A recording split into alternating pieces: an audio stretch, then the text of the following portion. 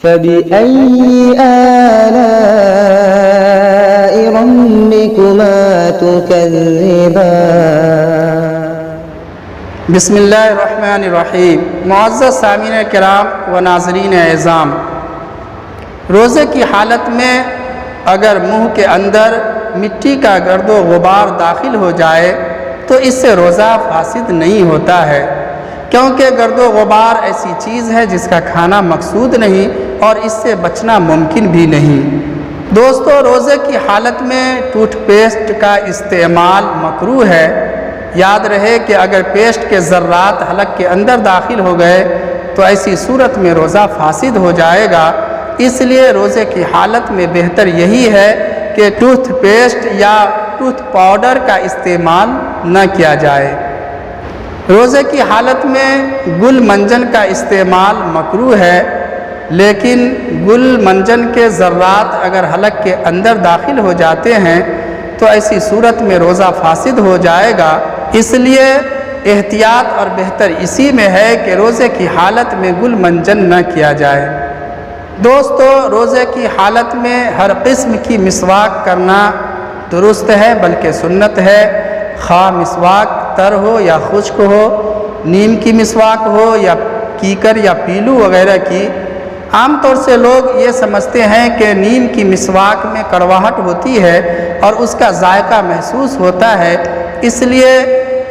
اس سے روزے کے اوپر اثر پڑ سکتا ہے۔ تو یاد رہے کہ نیم کی مسواک سے روزے کے اوپر کوئی اثر نہیں پڑتا، روزہ فاسد نہیں ہوتا ہے۔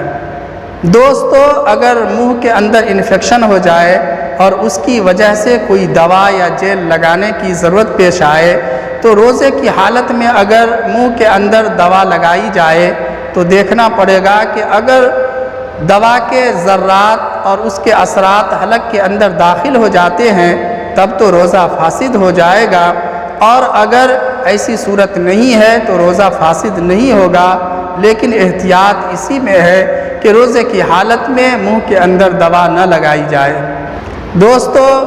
روزہ کی حالت میں تمباکو یعنی کھینی کھانا یا منہ میں رکھنا، اس سے روزہ فاسد ہو جاتا ہے، کیونکہ فقہا نے وضاحت کی ہے کہ اس کا اثر دماغ اور معدہ تک پہنچ جاتا ہے، اس لیے اس سے روزہ فاسد ہو جائے گا۔ دوستو، روزے کی حالت میں دانت میں دوا بھرائی کرنا یعنی فلنگ کرنا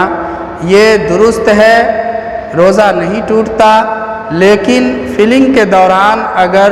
اس کے اثرات اور اجزاء حلق کے اندر داخل ہو جاتے ہیں تو پھر ایسی صورت میں روزہ فاسد ہو جائے گا۔ اس لیے شدید ضرورت نہ ہو تو روزے کی حالت میں دانت کی فلنگ نہ کرائی جائے۔ دوستو، روزہ کی حالت میں دانت کے اندر خلال کرنا درست ہے، خواہ لکڑی سے ہو یا کاغذ یا دھاگے سے، البتہ یاد رہے کہ خلال کے درمیان جو ریشہ باہر نکلتا ہے اس کو تھوک دیا جائے۔ اگر اس کو نگل لیا جاتا ہے اور اس کی مقدار چنے کے دانے کے برابر یا اس سے زائد ہے تو ایسی صورت میں روزہ فاسد ہو جائے گا، اور اگر اس سے کم ہے تو پھر روزہ فاسد نہیں ہوگا۔ دوستو، روزے کی حالت میں اگر قے خود بخود ہو جائے تو اس سے روزہ نہیں ٹوٹتا ہے، قے تھوڑی ہو یا منہ بھر کے ہو، بشرطے کہ منہ بھر کے ہونے کی صورت میں اس کو واپس نہ نگلا گیا ہو،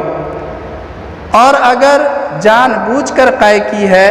تو ایسی صورت میں اگر قے قلیل ہے، تھوڑی مقدار میں ہے تو روزہ فاسد نہیں ہوگا،